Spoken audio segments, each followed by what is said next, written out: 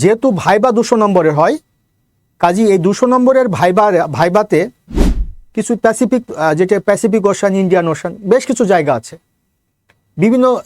বিভিন্ন যে সীমারেখা কতটুকু শব্দ দিয়েছে, এর বেশি কিন্তু সিলেবাসের মধ্যে পিএসসি দেয়নি। বাকি যে কথাটা আমি আপনাদের সামনে ডিসকাস করছি কিছু হবে। আমি আপনাদেরকে বলবো না যে বিদ্যাবাড়িতে আসলে আপনার চাকরি হবে, না আসলে হবে না। আপনার বিদ্যাবাড়িতে আসলেও চাকরি হবে, আপনার যোগ্যতা, আপনার চাকরি একটা ব্যাচ শুরু হতে যাচ্ছে। এটা হয়তো আমাদের কর্তৃপক্ষে বিভিন্ন মেসেজের মাধ্যমে আপনাদের জানিয়ে দিচ্ছে। আমি আপনাদের নতুন করে সাধুবাদ পাওয়াটা ডিজার্ভ করেন যারা আপনারা পার্টিসিপেট করছেন এই প্রশ্নগুলোর সাথে। নেত্রযুদ্ধ। আসসালামু আলাইকুম, শুভ সন্ধ্যা।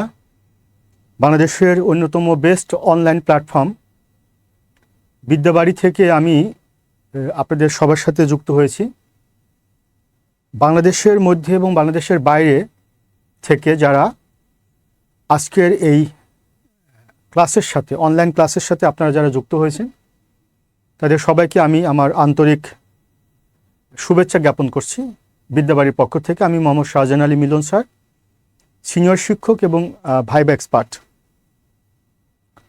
তো আজকে আমি আপনাদের সামনে কিছু গুরুত্বপূর্ণ ইনফরমেশন শেয়ার করব, স্পেশালি যারা 47th BCS-এর স্টুডেন্ট বা 47 BCS-এ যারা চাকরিটি পেতে চাচ্ছেন BCS অফিসার হিসেবে, তাদের জন্য গুরুত্বপূর্ণ একটি আলোচনা আজকের এই আলোচনায় থাকবে। এবং সেই আলোচনাটার বিষয়বস্তু হচ্ছে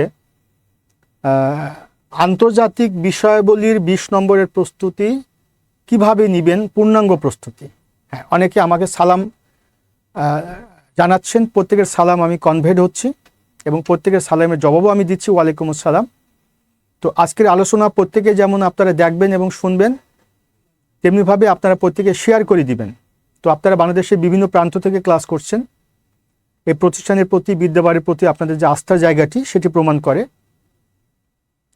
তো আমি যেহেতু আলোচনাটা খুবই সংক্ষিপ্ত সময়ের এবং অলমোস্ট 45 মিনিটসের আলোচনা, অর্থাৎ 1.25 ঘন্টার আলোচনা, কাজে আমি মূল কথায় চলে যাচ্ছি। আপনাদের প্রত্যেকের সালাম, নমস্কার, আদাব সব কিছুই আমি সাদরে গ্রহণ করলাম। আমাদের আলোচনার বিষয়টা হচ্ছে যে 47 BCS, 47তম BCS-এ আমরা জানি BCS পরীক্ষায় প্রিলিমিনারিতে 20 নম্বরের, ইন্টারন্যাশনাল অ্যাফেয়ার্স থেকে 20 নম্বরের প্রশ্ন হয়। টোটাল পরীক্ষা হয় 200 নম্বরের।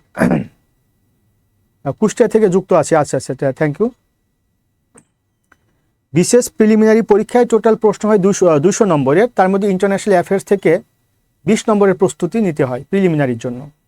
কিন্তু আমরা অনেকেই জানি না যে টোটাল বিশেষ পরীক্ষায় 1300 নম্বরের পরীক্ষা হয়। প্রিলিমিনারি 200, লিখিত 900 আর ভাইবাতে 200, মোট 1300 নম্বরের পরীক্ষা হয়।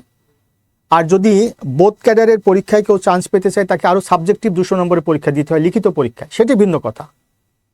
তো প্রিলিমিনারি পরীক্ষায় যে 20 নম্বরের প্রশ্ন হয়, লিখিত ইন্টারন্যাশনাল অ্যাফেয়ার্স থেকে 100 নম্বরের প্রশ্ন হয়। তাহলে লিখিততে 100 নম্বর আর প্রিলিমিনারিতে 20 নম্বর, কত হলো? 120 নম্বর। আর 200 নম্বর যে ভাইবা হয়, যেহেতু আমি ভাইবার স্টুডেন্টদের পড়াই, বলতে গর্ববোধ করি, অনেক বিশেষ ক্যাডার অফিসার কিন্তু আমার কাছে ক্লাস করেন, ভাইবার ক্লাস করেন। আমি বিদ্যাবাড়িতে বিশেষ ভাইবা প্রোগ্রামের দায়িত্বে আছি।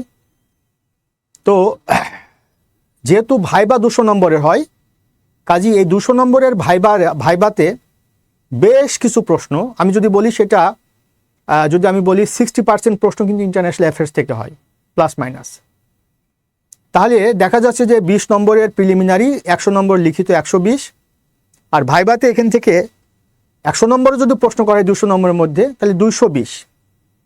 আপনারা অনেকেই জানেন যে বাংলা এবং ইংরেজি দুটা রচনা লিখতে হয় লিখিত পরীক্ষায়, একটা 40 নম্বরের, একটা 50 নম্বরের। তার মধ্যে একটা রচনা কমন আসে ইন্টারন্যাশনাল অ্যাফেয়ার্স থেকে। তার মানে অলমোস্ট 310 নম্বর প্লাস মাইনাস বিশেষ পরীক্ষায় প্রশ্ন আসে ইন্টারন্যাশনাল অ্যাফেয়ার্স থেকে, লিখিত এবং ভাইবা মিলে। প্রিলিমিনারি, লিখিত এবং ভাইবা মিলে টোটাল 1300 নম্বরের মধ্যে 310 নম্বর প্লাস মাইনাস নম্বর আসে আপনার প্রায়, সেটি হচ্ছে এই ইন্টারন্যাশনাল অ্যাফেয়ার্স থেকে। কাজেই বিশেষ পরীক্ষায় চাকরি পাওয়ার জন্য ইন্টারন্যাশনাল অ্যাফেয়ার্স এই সাবজেক্টটি অত্যন্ত ইম্পর্টেন্ট। এখন এই সাবজেক্টে আমরা প্রিলিমিনারি প্রস্তুতিটি কিভাবে নিব, মূলত সেটি আজকের আলোচনার বিষয়। একই সাথে প্রিলিমিনারির যে প্রস্তুতি যদি আমরা ভালোভাবে নিই, তাহলে এই প্রস্তুতিটা আমার লিখিততে এবং ভাইভাতেও কিন্তু কাজে লাগবে। এটি হচ্ছে মূলত এই মেসেজটা আমি আপনাদেরকে কনভে করতে চাচ্ছি বিদ্যাবাড়ির পক্ষ থেকে। আচ্ছা, এখন আসেন প্রিলিমিনারি পরীক্ষায় ইন্টারন্যাশনাল অ্যাফেয়ার্স থেকে যে 20 নম্বরের প্রশ্ন হয়, সে 20 নম্বরের প্রশ্ন কোন কোন টপিক থেকে হয় এটি জানাটা কিন্তু আমাদের অত্যাবশ্যক এবং বাঞ্ছনীয়। যদি আমরা জানতে না পারি যে কোন কোন টপিক থেকে 20 নম্বরের প্রশ্ন হয়, তাহলে কিন্তু আমাদের যে সম্পূর্ণ যে প্রস্তুতিটি সেটি কিন্তু অসম্পূর্ণ থেকে যাবে। প্রথমে আমাদেরকে জানতে হবে যে প্রিলিমিনারি পরীক্ষার যে syllabus, public service commission 35th BCS থেকে 35তম BCS থেকে পিএসসি ইন্টারন্যাশনাল অ্যাফেয়ার্স সহ অন্যান্য সাবজেক্টের একটা সিলেবাস দিয়েছে। সেই সিলেবাসের মধ্যে যদি আমরা একটু দেখি, সেই সিলেবাসের মধ্যে পিএসসি কি কথা দিয়েছে, মানে কি কথাগুলো বলছে বা কোন কোন টপিকের কথা বলছে। পিএসসি বলছে যে 20 নম্বরের যে প্রশ্নটি আসবে, সে 20 নম্বরের জন্য প্রথমে যে টপিকটা পিএসসি দিয়েছে সেই টপিকের নাম হচ্ছে বৈশ্বিক ইতিহাস, তারপরে হচ্ছে আঞ্চলিক ও আন্তর্জাতিক ব্যবস্থা, আর তারপরে টপিকটা হচ্ছে ভূ রাজনীতি। এই অংশগুলো থেকে 4 নম্বরের প্রশ্ন আসবে। এর বাইরে কিন্তু পিএসসি কোনো কথা বলেনি। এখন যদি আমি আপনাকে এখন যদি আমি আপনাদেরকে বলি যে বৈশ্বিক ইতিহাস থেকে আঞ্চলিক ও আন্তর্জাতিক ব্যবস্থা এবং ভূ রাজনীতি থেকে যে 4 নম্বরের প্রশ্ন আসবে, তাহলে এই টপিক থেকে কি টাইপের প্রশ্ন হতে পারে বা কোন কোন জায়গা থেকে 4 নম্বরের প্রশ্নটি হতে পারে, এটা খুবই ইম্পর্টেন্ট একটা প্রশ্ন। এই প্রশ্নটি যদি আপনাদের থাকে, তাহলে প্রথমে আপনাকে যেতে হবে যে প্রথম যে শব্দটি বৈশ্বিক ইতিহাস, এই বৈশ্বিক ইতিহাস শব্দটির অর্থটা কি। বৈশ্বিক ইতিহাস শব্দটির অর্থ হচ্ছে যে এমন কিছু পুরনো, প্রাচীন কিংবা আগেরকার ঘটনা যেগুলো মানুষ লালন করে, সময়ের আবর্তে সেগুলোর আবেদন টিকে থাকে, অর্থাৎ পুরনো ঘটনা মানুষ ধারণ করে, লালন করে, এটিকে মূলত বলা হয় ইতিহাস। তাহলে যদি বৈশ্বিক ইতিহাস হয়, তাহলে এমন কিছু ঘটনা যেটা পুরো বিশ্ববাসী সেটিকে লালন করে, ধারণ করে কিংবা মনে রাখার চেষ্টা করে, এটিকে বলা হয় বৈশ্বিক ইতিহাস। এই বৈশ্বিক ইতিহাসের মধ্যে তাহলে কি যায়? এর মধ্যে চলে যেতে পারে পৃথিবীর প্রাচীনতম সভ্যতা। সে প্রাচীনতম সভ্যতার মধ্যে কি যেতে পারে? মেসোপটেমিয়ার সভ্যতা আছে, মিশরীয় সভ্যতা আছে, ইনকা সভ্যতা আছে, মায়া সভ্যতা আছে, সিন্ধু সভ্যতা আছে। এখান থেকে বিশেষ পরীক্ষায় প্রশ্নটি এসেছে। বৈশ্বিক ইতিহাসের মধ্যে কি যায়? বৈশ্বিক ইতিহাসের মধ্যে প্রাচীনকালে বা আগের আমলে কোনো যুদ্ধ সংগঠিত হয়েছে। সে যুদ্ধ হতে পারে বিশ্বযুদ্ধ, হতে পারে আঞ্চলিক যুদ্ধ, একটা অঞ্চলের মধ্যে কয়েকটি রাষ্ট্রের মধ্যে হয়েছে, যেমন আরব ইসরায়েল যুদ্ধ, হতে পারে দ্বিপাক্ষিক যুদ্ধ, পাক ভারত যুদ্ধ, ভারত চীন যুদ্ধ, এখান থেকে বিশেষ পরীক্ষা আসছে। কোরীয় যুদ্ধ, ভিয়েতনাম যুদ্ধ বিশেষ আসছে। থাকতে পারে বিভিন্ন গুরুত্বপূর্ণ যে রেভলিউশন বা বিপ্লবগুলো, যেমন রাশিয়ান রেভলিউশন, রুশ বিপ্লব যেটিকে বলে, ফ্রেঞ্চ রেভলিউশন, ফরাসি বিপ্লব, জেসমিন বিপ্লব বা আরব বসন্ত, ইরানের ইসলামী বিপ্লব, এগুলো থেকে বিশেষ পরীক্ষায় প্রশ্নটি আসছে। এরপরে শব্দটি হচ্ছে আঞ্চলিক ও আন্তর্জাতিক ব্যবস্থা। তাহলে আন্তর্জাতিক ব্যবস্থা বা আঞ্চলিক ব্যবস্থা, আঞ্চলিক ব্যবস্থা মানে একটা অঞ্চলের কতিপয় রাষ্ট্র নিয়ে একটা সংস্থা গঠিত হয়েছে, সেই সংস্থাটা কিভাবে পরিচালিত হচ্ছে।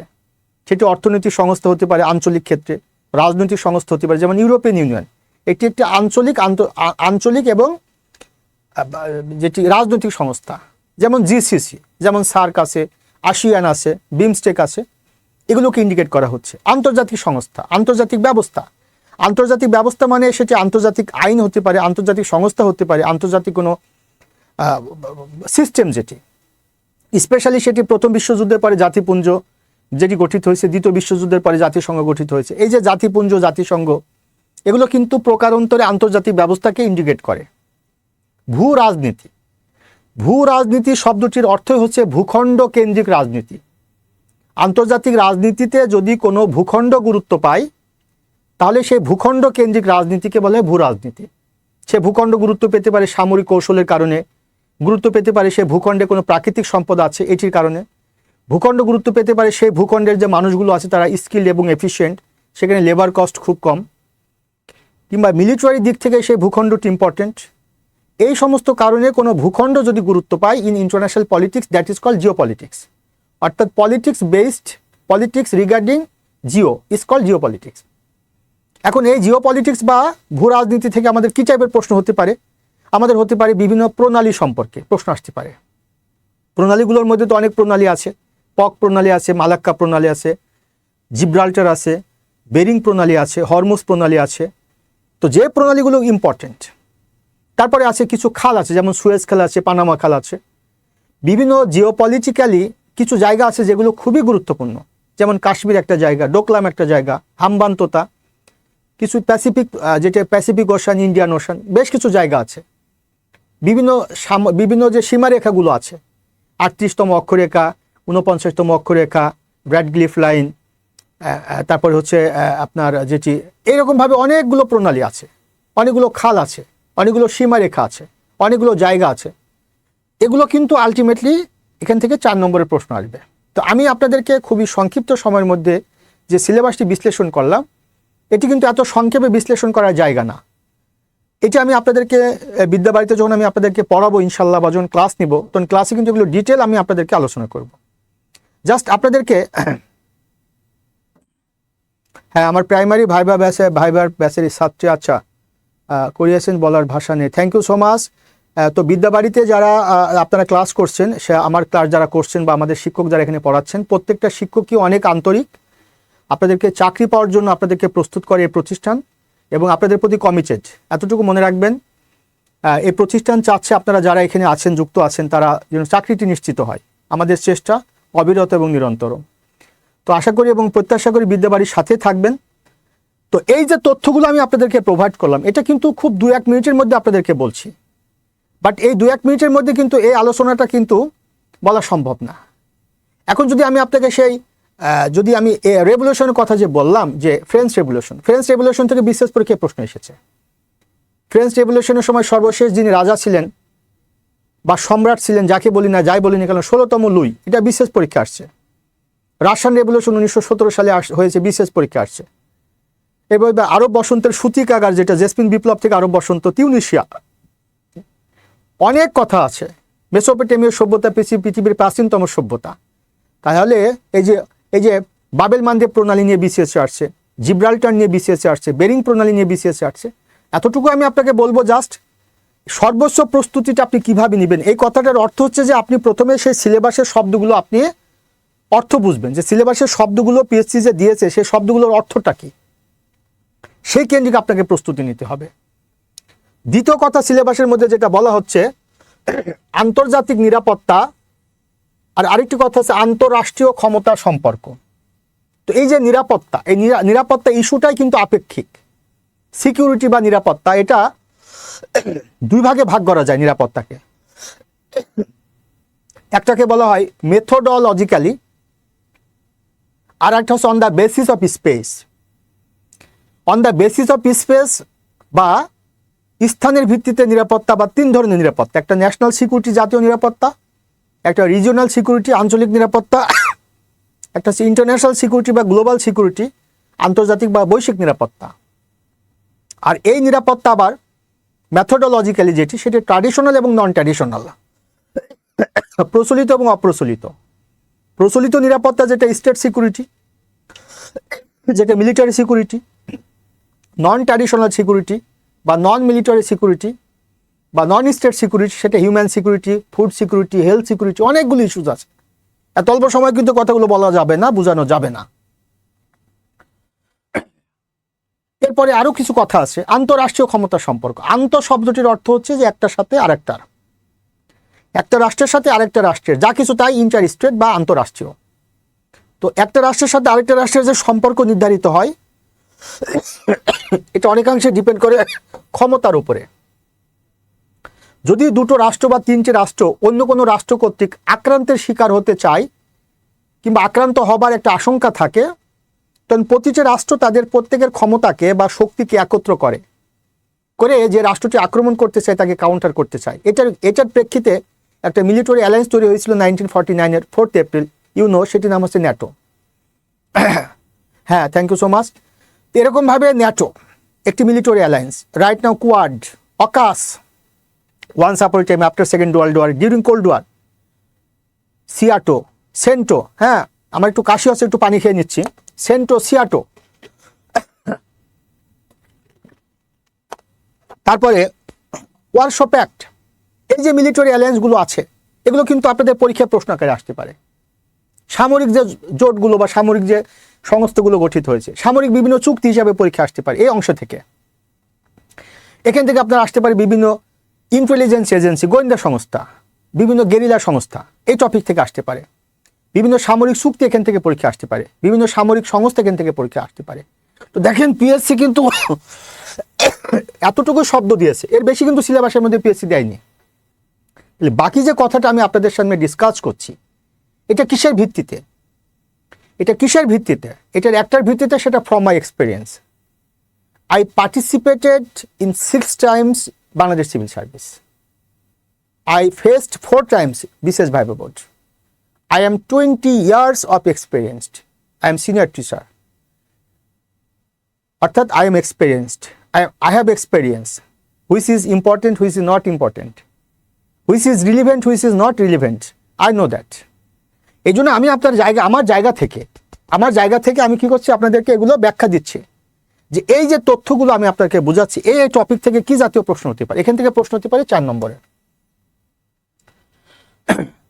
এরপর একটা অংশ আছে বিশ্বের সাম্প্রতিক এবং চলমান ঘটনা প্রবাহ। আমরা অনেকেই কিন্তু বোঝার চেষ্টা করি না। একটা হচ্ছে সাম্প্রতিক মানে রিসেন্ট, আর চলমান যেটা হচ্ছে অনগোয়িং। শব্দটি একটু বুঝেন, শব্দটি একটু বোঝার চেষ্টা করেন। হ্যাঁ, কর্তৃপক্ষ ভালো জানে, তাহলে সাম্প্রতিক মানে হচ্ছে যে ঘটনা অলরেডি ঘটে গেছে, সেটাকে আমরা বলি সাম্প্রতিক। আর যে ঘটনাটা অলরেডি চলমান, এখনো শেষ হয়ে যায়নি, সেটিকে বলা হয় চলমান। অর্থাৎ আমরা যেটিকে বলি প্রেজেন্ট কন্টিনিউয়াস টেন্স, চলমান। আর প্রেজেন্ট পারফেক্ট টেন্স যেটা সাম্প্রতিক। তাহলে এই যে সাম্প্রতিক এবং চলমান ঘটনাগুলোর মধ্যে কি আছে, সাম্প্রতিক এবং চলমান ঘটনাগুলোকে যদি আমরা এই মুহূর্তে বিশ্লেষণ করি, তাহলে বড় মাপের সাম্প্রতিক এবং চলমান ঘটনাগুলোর মধ্যে 2022 সালের 24 ফেব্রুয়ারি রাশিয়া ইউক্রেনকে অ্যাটাক করেছে, এবং এটির মধ্য দিয়ে দুটি রাষ্ট্রের মধ্যে যে একটা কোন্দল হচ্ছে, একটা দ্বন্দ্ব হচ্ছে, এটি পুরো বিশ্বকে টাচ করেছে, পুরো বিশ্ব ব্যবস্থাকে নাড়িয়ে দিয়েছে, অর্থনীতিকে নাড়িয়ে দিয়েছে। হ্যাঁ, অর্থনীতিকে নাড়িয়ে দিয়েছে, তারপরে সমস্ত ব্যবস্থাকে, সমর ব্যবস্থা, বাণিজ্য ব্যবস্থা, কূটনৈতিক ব্যবস্থা, ভূ রাজনৈতিক ব্যবস্থাকে টাচ করেছে রাশিয়া ইউক্রেন ক্রাইসিস। সম্প্রতি আমরা দেখতে পাচ্ছি যে ইসরায়েলের সাথে প্যালেস্টাইনের যে লিবারেশন ওয়ার করবার যে মানে লিবারেশন চাই বা মুক্তি চাই বা স্বাধীনতা চাই প্যালেস্টাইনের একটি সংস্থা, তার নাম হচ্ছে হামাস। এই যে প্যালেস্টাইন ভার্সাস ইসরায়েল বা Hamas versus Israel, middle east crisis একটা হচ্ছে।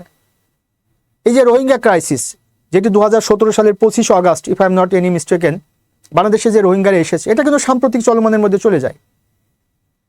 অনেক ইস্যুজ আছে যেটা বিশ্বে ঘটনাগুলো ঘটছে, বিভিন্ন কনফারেন্স বা বিভিন্ন সম্মেলন যেটি, হ্যাঁ, এগুলো সাম্প্রতিক চলমান ঘটনাগুলোর মধ্যে চলে যায়, বিভিন্ন যুদ্ধ, বিভিন্ন যে ঘটনাগুলো। তাহলে এখান থেকে প্রশ্ন আসবে কত নম্বরে? 4 নম্বরের প্রশ্ন আসবে। আরেকটি বিষয় ছিল যে আন্তর্জাতিক পরিবেশগত ইস্যু এবং কূটনীতি। তাহলে এনভায়রনমেন্টাল ইস্যুজ অ্যান্ড ডিপ্লোমেসি, এবং সেটির পূর্বে কি বলা আছে? আন্তর্জাতিক পরিবেশগত ইস্যু ও কূটনীতি। আন্তর্জাতিক পরিবেশগত ইস্যু ও কূটনীতির অর্থ হচ্ছে যে environment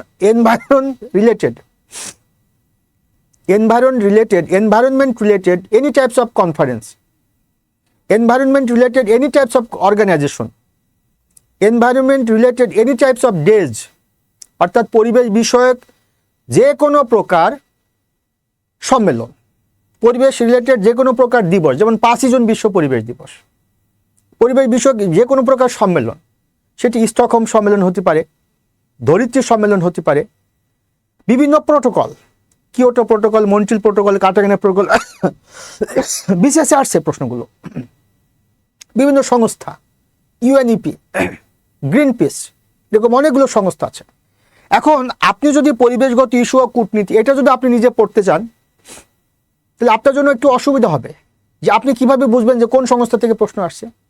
বাট যদি আপনি দীর্ঘদিন যাবত এটা নিয়ে কাজ করেন, যদি আপনি গবেষণা করেন, বিগত প্রিভিয়াস প্রশ্নগুলো যদি দেখেন, তাহলে নিঃসন্দেহে আপনি কিন্তু একটা রাস্তা খুঁজে পাবেন। কারণ এই সাবজেক্টের সিলেবাসটা কিন্তু আপনি শেষ করতে পারবেন না, এত বেশি। মানে পুরো বিশ্ব অর্থনীতি, বিশ্ব রাজনীতি, বিশ্ব সমরনীতি, বিশ্ব কূটনীতি, বিশ্ব ভূ রাজনীতি, বিভিন্ন চুক্তি, বিভিন্ন সম্পর্ক, বিভিন্ন সংস্থা, গোয়েন্দা সংস্থা, গেরিলা সংস্থা, অর্থনৈতিক সংস্থা, রাজনৈতিক সংস্থা, আঞ্চলিক সংস্থা, আন্তর্জাতিক সংস্থা, হ্যাঁ, বিভিন্ন দেশ সম্পর্কে এত তথ্য, বিভিন্ন প্রণালী, বিভিন্ন খাল, বিভিন্ন সীমারেখা আপনি কিভাবে পড়বেন, বিভিন্ন চুক্তি, বিভিন্ন সম্মেলন, এগুলো আপনাকে দীর্ঘমেয়াদে একটা চিন্তা করে পড়তে হবে। আর 47 BCS এর এখনও সার্কুলার হয়নি, মাত্র 46 BCS এর মাত্র 46 BCS এর রেজাল্ট দিল, প্রিলিমিনারি রেজাল্ট দিল। তাহলে যারা আপনারা 47 BCS এর ক্যান্ডিডেট, ইনফ্যাক্ট BCS এর চাকরি পাওয়াটা কিন্তু এখন দুষ্কর হয়ে যাচ্ছে। আপনারা দেখেছেন কিন্তু প্রিলিমিনারি পরীক্ষায় কিন্তু এখন এই যে 10,000 থেকে 11,000 মাঝে একটা সংখ্যা রাখছে, অর্থাৎ যে কয়টা পোস্ট তার 3 টাইমস কিন্তু রাখছে। হ্যাঁ, আপনারা অনেকে আমাকে চেনেন, অনেকে আমার কুশলাদি জানতে চাচ্ছেন। আলহামদুলিল্লাহ ভালো আছি, আরও বেশি ভালো আছি। আপনারা আমার সাথে আজকে বিদ্যাবাড়ি প্রোগ্রামে যুক্ত হয়েছেন, তো এই জন্য ধন্যবাদ জ্ঞাপন করছি। আপনারা প্রত্যেকে একটু শেয়ার করে দিবেন। আর আপনারা যারা আপনাদের সাথে যারা এই ব্যাপারে সম্পৃক্ত, সংশ্লিষ্ট যারা ক্যান্ডিডেট BCS তাদের নাম মেনশন করে দিবেন, যাতে তারা এই আলোচনাটা দেখতে পারে।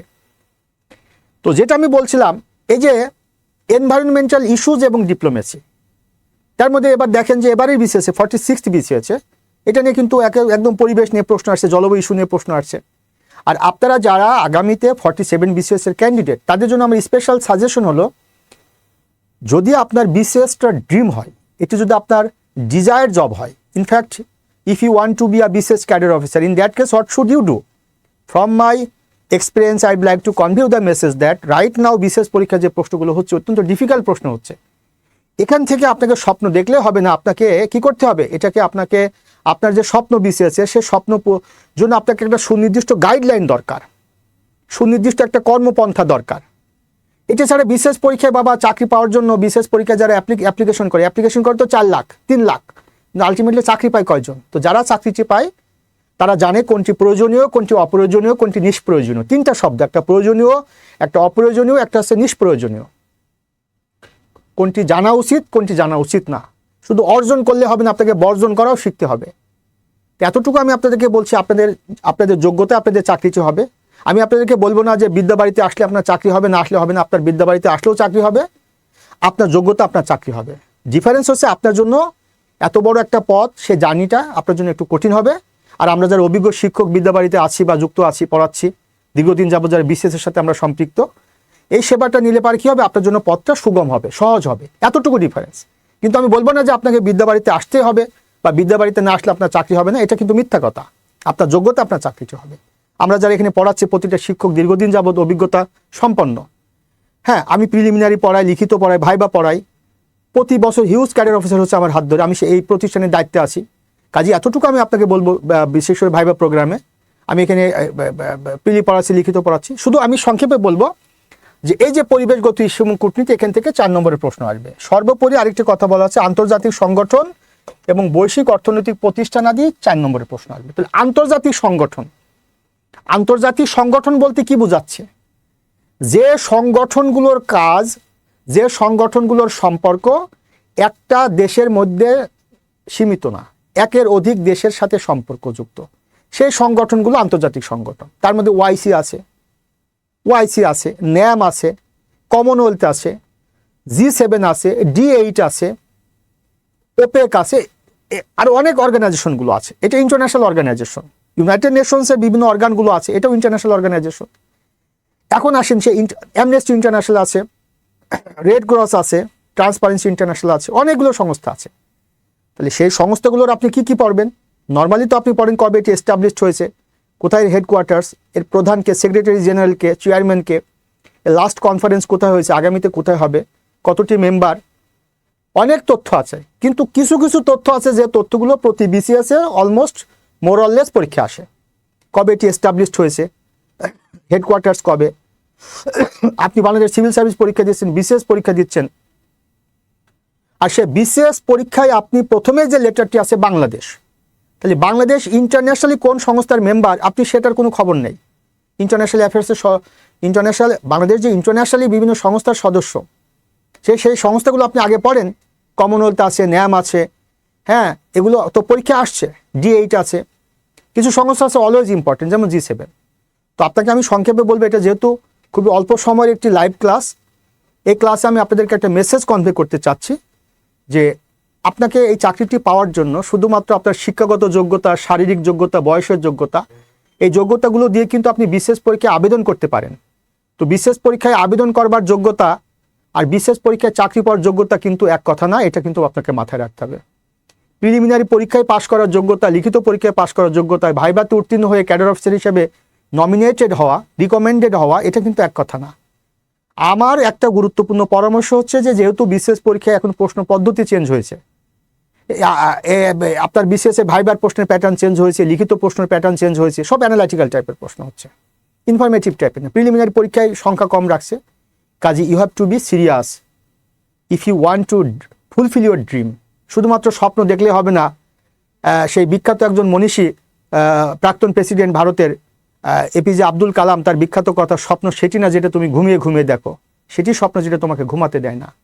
তো আমি একটা কথা আপনাকে বলবো, সিভিল সার্ভিসের প্রস্তুতি যদি আপনি একবার ভালো মতো নিতে পারেন, তো বাংলাদেশের অন্যান্য চাকরির ক্ষেত্রে আপনার চাকরিটি পাওয়াটা খুবই সহজ হয়ে যাবে। আর সিভিল সার্ভিসের প্রস্তুতি নিতে হলে পারে সিভিল সার্ভিস নিয়ে যাদের দীর্ঘমেয়াদী গবেষণা, প্রশ্ন পদ্ধতি সম্পর্কে গবেষণা, প্রশ্নের ধরন সম্পর্কে গবেষণা, প্রশ্নগুলো কিভাবে করা হয় এটা নিয়ে যাদের রিসার্চ আছে, নিঃসন্দেহে তাদের একটু শরণাপন্ন হওয়া, এটা কিন্তু আপনার জন্য ওয়াইজ হবে।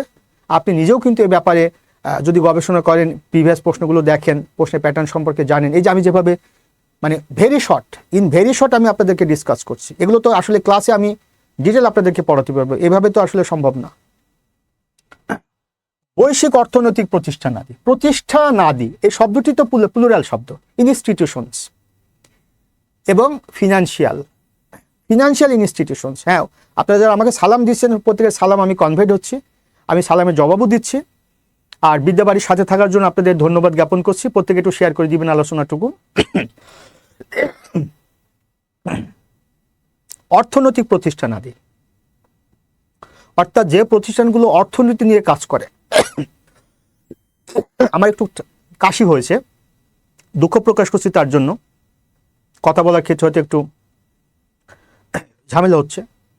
অর্থনৈতিক প্রতিষ্ঠানাদি, তো অর্থনীতি নিয়ে কাজ করে কি সংস্থা, কি প্রতিষ্ঠান? World bank, international monetary fund, Asian development bank, ADB. যেটি অর্থনীতির সাথে বাণিজ্যের একটা সম্পর্ক আছে, যেমন ওয়ার্ল্ড ট্রেড অর্গানাইজেশন আছে, নিউ ডেভেলপমেন্ট ব্যাংক আছে, ব্রিক্স জোট আছে, এরকমভাবে বেশ কিছু সংস্থা আছে যারা অর্থনীতি নিয়ে কাজ করে, সেগুলো নিয়ে আপনাকে এখানে পড়তে বলছে। এর অর্থ হচ্ছে যে টোটাল যে সিলেবাসটা, সে সিলেবাসটা যদি আমরা এই 20 নম্বরে কনভার্ট করি, এই সিলেবাসের যে শব্দগুলো আমি আপনাদেরকে বলেছি, এর বাইরেও কিন্তু একটা বক্তব্য আছে, এর বাইরেও কিন্তু কিছু কথা আছে, অনেক কথা আছে এর বাইরে, যেগুলো আদার্স, এর সাথে রিলেটেড।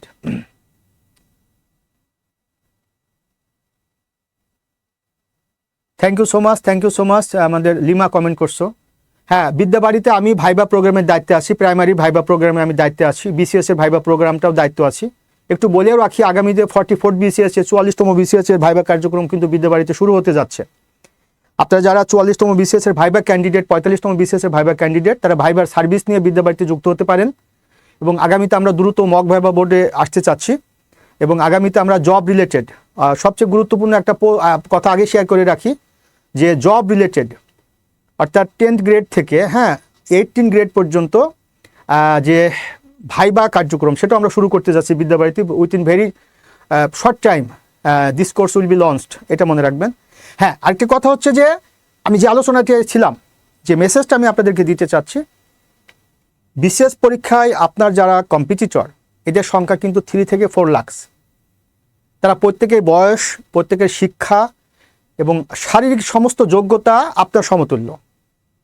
বাট একটা কথা মনে রাখবেন, আপনি কোন ইউনিভার্সিটির স্টুডেন্ট, কি আপনার ইনস্টিটিউট, কি আপনার রেজাল্ট, এগুলো কিন্তু বিসিএসে দেখা হয় না। আপনি প্রিলি পাস করলেন, লিখিত পরীক্ষার সুযোগ পেলেন, লিখিত পাস করলেন, ভাইবার সুযোগ পেলেন, ভাইবাতে ভালো আচরণ করলেন, ঠিকঠাক জবাব দিলেন, আপনি চাকরি পেয়ে গেলেন।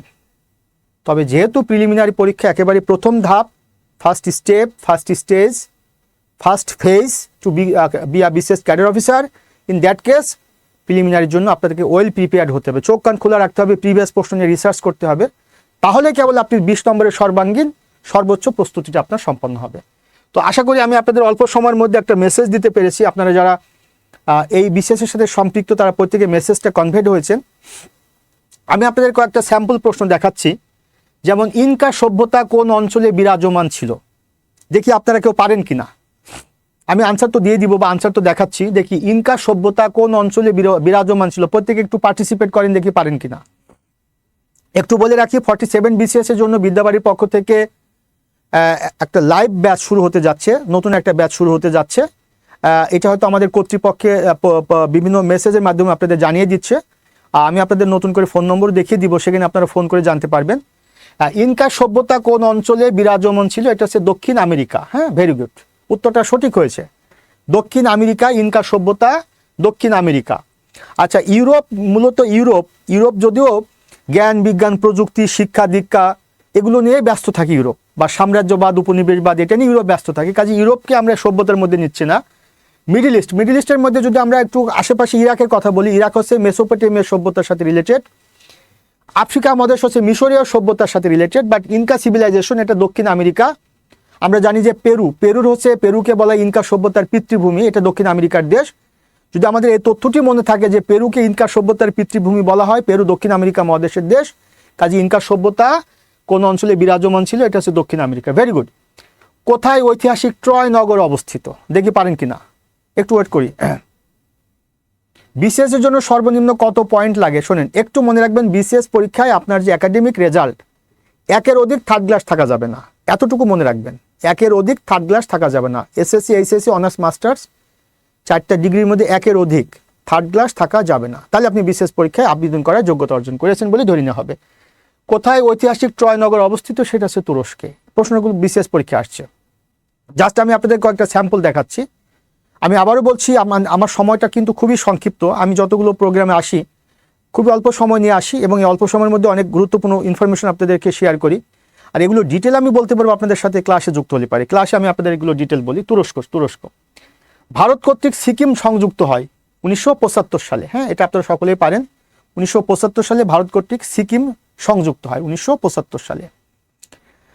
আচ্ছা, পরবর্তী প্রশ্নটি হচ্ছে ভিক্টোরিয়া ডিজার্ট কোথায় অবস্থিত, দেখি পারেন কিনা। ভিক্টোরিয়া ডিজার্ট এটি কোথায় অবস্থিত, ভিক্টোরিয়া ডিজার্ট কোথায় অবস্থিত, এখনো আনসারটা পেলাম না কারো কাছ থেকে, দেখি। আচ্ছা, আরো দেখি আনসারটা কেউ দিতে পারছেন কিনা। হ্যাঁ, ওটা তো আগের আনসার গেল, সিকিম 1975-এ। আচ্ছা, এটা হচ্ছে যে অস্ট্রেলিয়া। হ্যাঁ, আনসারটা আপনারা জেনে রাখেন, বি ইনফর্মড, এটা হচ্ছে অস্ট্রেলিয়া, ভিক্টোরিয়া ডিজার্ট অস্ট্রেলিয়ায় অবস্থিত। আচ্ছা, ফ্রাইডে ফর ফিউচার, হ্যাঁ, এটা এই প্রশ্নটা এবার বিসিএস আসছে, এটা এনভায়রনমেন্ট রিলেটেড। হ্যাঁ, ফ্রাইডে ফর ফিউচার দেখি পারেন কিনা। ফ্রাইডে ফর ফিউচার এখনো রেসপন্স আসেনি, দেখি একটু রেসপন্স দেখি আপনাদের। ফ্রাইডে ফর ফিউচার, আচ্ছা, এটা হচ্ছে পরিবেশবাদী আন্দোলন। হ্যাঁ, এটি পরিবেশবাদী আন্দোলন, ফ্রাইডে ফর ফিউচার এটি একটি পরিবেশবাদী আন্দোলন। হ্যাঁ, আচ্ছা, ঠিক আছে, একটু সময় নিতে হচ্ছে। ফ্রাইডে ফর ফিউচার এটি হচ্ছে এনভায়রনমেন্ট, ওই যে একটু আগে আমি বলছিলাম পরিবেশগত ইস্যু এবং কূটনীতি, পরিবেশ বিষয়ক বিভিন্ন সম্মেলন হতে পারে, বিভিন্ন দিবস হতে পারে, বিভিন্ন চুক্তি হতে পারে, বিভিন্ন আন্দোলন হতে পারে, বিভিন্ন প্রোটোকলগুলো হতে পারে। আচ্ছা, পরবর্তী প্রশ্ন হচ্ছে তিব্বত কি, এটা বিশেষ পরীক্ষার প্রশ্ন। তিব্বত কি, দেখি একটা পারেন কিনা। তিব্বত কি,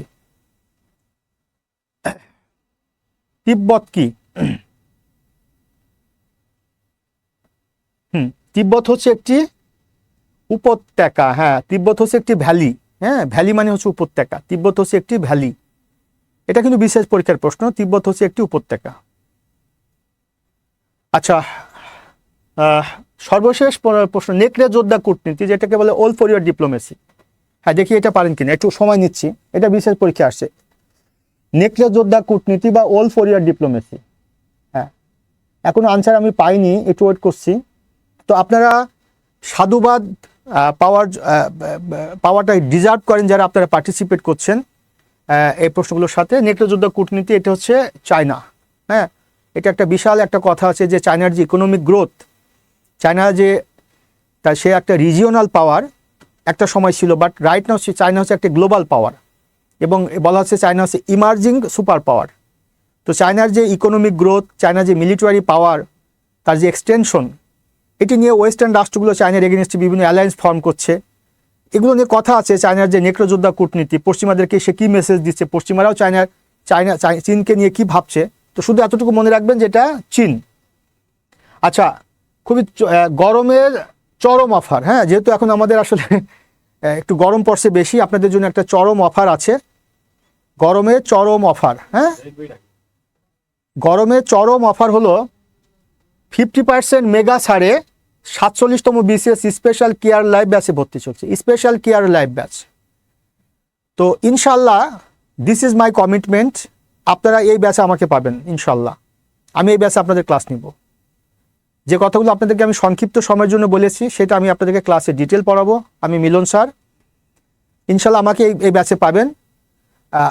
একটা ফ্লেভার পাবেন আমার ক্লাসে, BCS-এর একটা ফ্লেভার পাবেন। শুধু প্রিলিমিনারি তথ্য আমার কাছে পাবেন না, BCS-এর একটা লিখিত প্রস্তুতি, BCS-এর একটা ভাইবার প্রস্তুতি, একই টপিক থেকে কিভাবে আমরা পড়তে পারি। আপনারা যে অন্যান্য আপনাদের যারা কম্পিটিটর,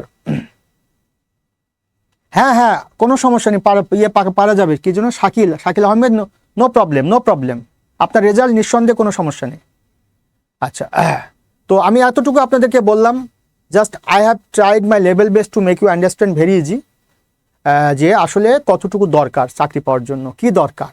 শুধু মনে রাখবেন অ্যাপ্লিকেন্ট আর যদি আমি বলি মানে প্রার্থী, ক্যান্ডিডেট বা অ্যাপ্লিকেন্ট হওয়াটা এটা খুব সহজ, কারণ আমার 3টা যোগ্যতা লাগে, বয়সের যোগ্যতা, শিক্ষার যোগ্যতা, ফিজিক্যালি ফিটনেস, এটা অলমোস্ট সবার আছে। বাট প্রিলিমিনারি পাশ করা, লিখিত পাশ করা এবং ভাইভাতে গিয়ে পাশ করে চূড়ান্তভাবে একজন সিভিল সার্ভিস ক্যাডার অফিসার হওয়াটা কিন্তু অনেক কঠিন কাজ। তো এই ব্যাপারটা আপনারা মাথায় রাখবেন। এটা খুব বেশি সহজ না, আবার কঠিনও না। কঠিন বলে আবার কেউ ঘাবড়ে যায় না, আবার সহজও মানে এমন না যে আপনি গেলেন আর আপনার চাকরিটা হয়ে গেল। Be confident. I would like to convey the message that just be confident, not be overconfident, not be frustrated, not be disappointed. Inshallah, you will do if you are in right track, if you follow the right directions, right instructions, right guideline. I like your style, sir. Thank you so much. যারা আপনারা আমাকে প্রশংসা করছেন, শুধু এতটুকু মনে রাখবেন যে I strongly believe that in the world nobody is nothing or everything. Everybody is something. I'm something, আপনি something. Someone may be special something. Be confident, not be overconfident. আপনার রেজাল্ট, আপনার ইউনিভার্সিটি, আপনার ইনস্টিটিউট এগুলো মুখ্য না। আপনার সুনির্দিষ্ট guideline এটাই পারবে। Thank you so much. আপনার সুনির্দিষ্ট গাইডলাইন অনুসরণ যদি আপনি করেন, যদি আপনি কনফিডেন্ট থাকেন, keep faith in Almighty, try your level best, inshallah you will be succeeded and you will be succeeded. আপনি কোথাকার ছাত্র, কোন ইনস্টিটিউট, এগুলো আমার জানার ব্যাপার না। আপনি অ্যাপ্লিকেন্ট হওয়ার যোগ্যতা অর্জন করেছেন না, এবার সুনির্দিষ্ট গাইডলাইন ফলো করেন, প্রিভিয়াস প্রশ্নগুলো দেখেন, প্রস্তুতিতে একটু আলাদা হন, চিন্তায় আলাদা হন, ভাবনায় আলাদা হন, চেতনায় আলাদা হন, দৃষ্টিভঙ্গিতে আলাদা হন, ইনশাল্লাহ আপনি পারবেন। হ্যাঁ, ফি কত? 50% ছাড়ে ফি কত? ইম্পর্টেন্ট একটা প্রশ্ন। এই কোর্সে থাকছে 130টি মেগা লাইভ ক্লাস, 280টি এক্সাম। খেয়াল করে দেখেন কত কিছু অপরচুনিটি আপনি পাচ্ছেন। 20টি অ্যাসাইনমেন্ট টেস্ট, 6টি মাসিক পরীক্ষা, 4টি এক্সক্লুসিভ মডেল টেস্ট, অত্যাধুনিক লেকচার শিট PDF। কথাটা বলা আছে অত্যাধুনিক মানে হচ্ছে অতি আধুনিক, অতি প্লাস আধুনিক, এটিকে বলে অত্যাধুনিক, অর্থাৎ আল্ট্রা মডার্ন। সর্বশেষ 46 BCS-এর প্রিলিমিনারি পরীক্ষা হয়েছে। এই পরীক্ষার পরপরই কিন্তু বিদ্যাবাড়ির পক্ষ থেকে মেটেরিয়ালসগুলোকে ডেভেলপমেন্ট করার একটা সিদ্ধান্ত হয়েছে এবং সেটি চলমান। কাজী হ্যাঁ, এই তো 2 মিনিট। হ্যাঁ, কাজী এই বিষয়গুলো আপনারা একটু খেয়াল করবেন। আর এই যে নম্বরগুলো আছে, এই নম্বরগুলোতে আপনারা যোগাযোগ করবেন ফর এনি ইনফরমেশন। যে কোনো তথ্যের জন্য আপনারা এই নম্বরগুলোতে যোগাযোগ করবেন, আপনারা আনসারটা পেয়ে যাবেন। সর্বশেষ সবার জন্য শুভকামনা জ্ঞাপন করছি, সাথে থাকার জন্য প্রত্যাশা করছি সাথে ছিলেন, আছেন এবং থাকবেন। বিদ্যাবাড়ির সাথে থাকবেন। যতগুলো কোর্স এখানে লঞ্চ করা হচ্ছে এবং এক্সিস্টিং কোর্সগুলো আছে সেখানে আপনারা যুক্ত হবেন, ইনশাল্লাহ বেস্ট সার্ভিসটা আপনারা পাবেন। এগেইন সবার জন্য শুভকামনা। আমার জন্য দোয়া করবেন, এই প্রতিষ্ঠানের জন্য দোয়া করবেন, এই প্রতিষ্ঠানের কর্ণধারের জন্য দোয়া করবেন। আসসালামু আলাইকুম।